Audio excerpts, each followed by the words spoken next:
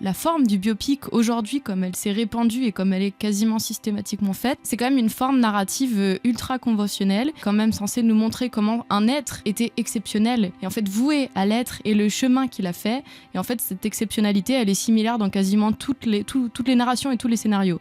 Ça, c'est pas vraiment vrai. C'est un cliché qu'on a du biopic, mais il y a énormément de biopics qui ne respectent pas C'est pour ça que je dis, comme aujourd'hui, elle est globalement faite. Si tu vas voir la plupart des biopics, c'est quand même souvent une personne lambda et on va voir comment il va devenir une star. Il va y avoir un peu le passage obligé où ça va déraper, il va être trop star pour enfin revenir sur son droit chemin de star où il n'est plus dans l'abus, je sais pas, de drogue, de femmes, d'alcool, de succès, peu importe. C'est quand même, quand je raconte ça, ça te paraît pas non plus...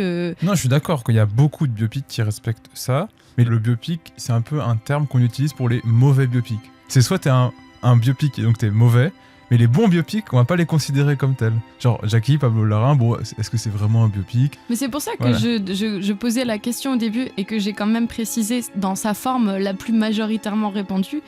Et c'est là où je pense qu'on peut se questionner, c'est est-ce que du coup, la reine qui déjà fait un geste qui n'est pas dans ces biopics que je viens de décrire, qui est donc de ne pas raconter toute la vie d'une personne, mais une période spécifique qui est donc, comme je l'ai dit, les quelques heures avant la mort de son mari et les quelques jours après cette mort.